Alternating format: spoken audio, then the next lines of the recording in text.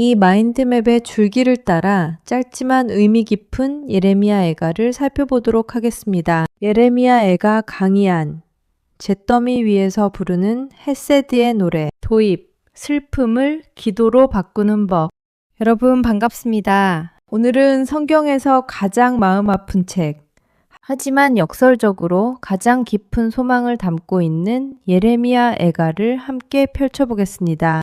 애가 Lamentations라는 말은 말 그대로 슬픔의 노래입니다. 이 책의 배경은 주전 586년 예루살렘 성벽이 무너지고 성전이 불타며 백성들이 포로로 끌려갔던 인류 역사상 가장 비극적인 현장입니다. 눈물의 선지자 예레미야는 잿더미가 된 조국을 바라보며 이 시들을 썼습니다. 그런데 여러분, 이 책을 읽다 보면 놀라운 점을 발견하게 됩니다. 1장부터 4장까지는 각 장이 히브리어 알파벳 순서대로 시작하는 아크로스틱, 답관체 형식으로 아주 정교하게 짜여 있습니다. 왜일까요? 감당할 수 없는 슬픔과 혼돈, 케이오스 속에서도 하나님의 질서, order가 살아있음을 시적으로 표현한 것입니다. 오늘 마인드맵의 구조를 따라 절망의 밑바닥에서 어떻게 소망의 아침을 기다릴 수 있는지 그 영적 비결을 함께 찾아봅시다. 자, 고독한 과부처럼 변해버린 예루살렘의 통곡 소리로부터 이야기가 시작됩니다. 첫 번째 마당 1장, 예루살렘의 고독과 잊힌 영광. 이야기는 폐허가 된 도성의 모습으로 시작됩니다. 1.1 과부가 된 성읍 1장 1절에서 3절. 예레미야는 예루살렘을 과부에 비유합니다. 한때는 열방 중에 공주 같았던 도시가 이제는 조공을 바치는 신세가 되었고 밤마다 슬피 우나 위로하는 자가 아무도 없습니다. 친구들도 다 배반했죠. 이는 하나님을 떠난 영혼이 겪게 되는 근원적인 외로움과 고립을 보여줍니다.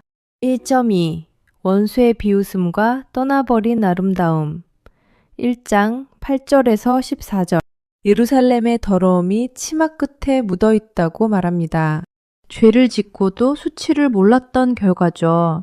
원수들이 성소의 보물을 뺏어가는 것을 보며 백성들은 양식을 구하기 위해 보물을 팔아 목숨을 연명합니다.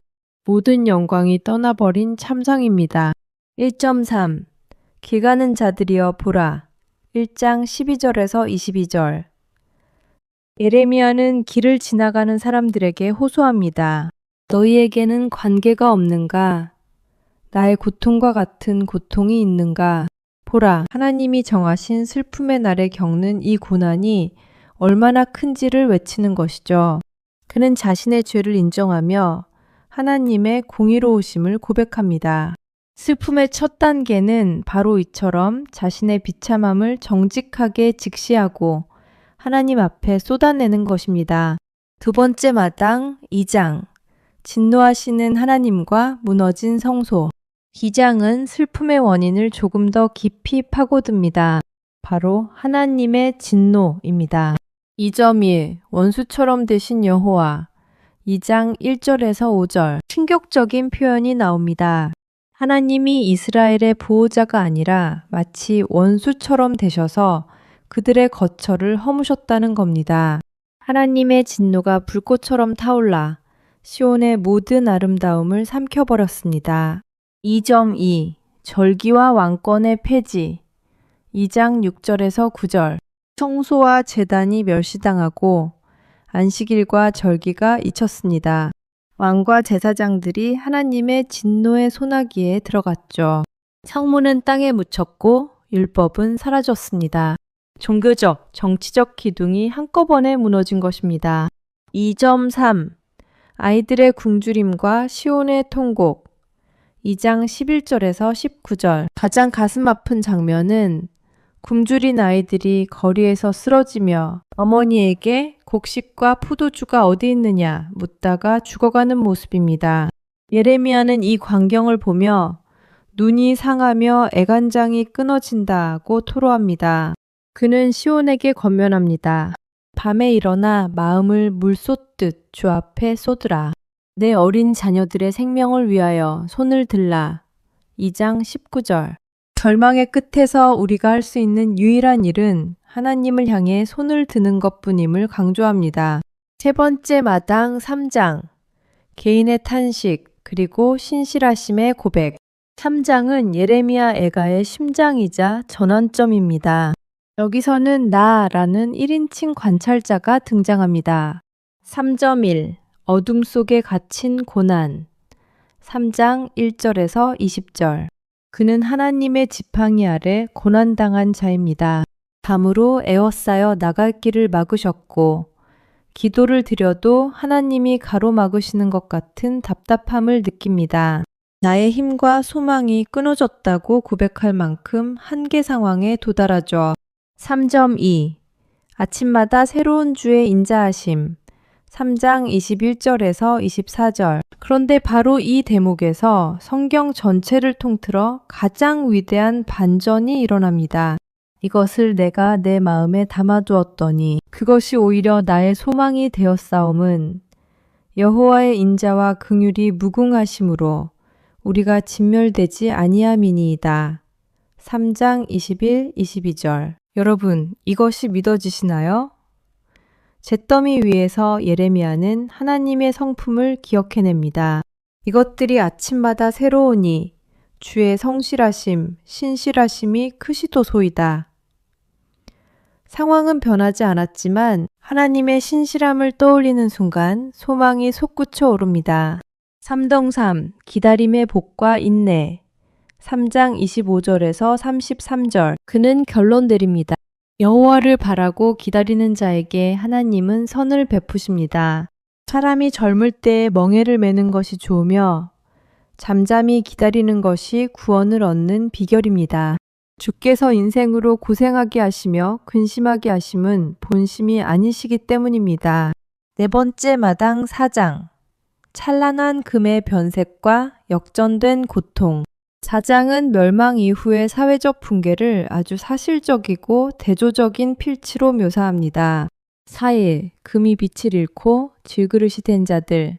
4장 1, 2절. 순금 같았던 보배로운 시온의 아들들이 토기장이가 만든 질그릇처럼 천하게 여겨집니다. 가치의 추락입니다. 과거에 자줏빛 옷을 입고 호강하던 자들이 이제는 쓰레기 더미를 안고 있습니다. 4.2 굶주림의 극치와 책임의 소재.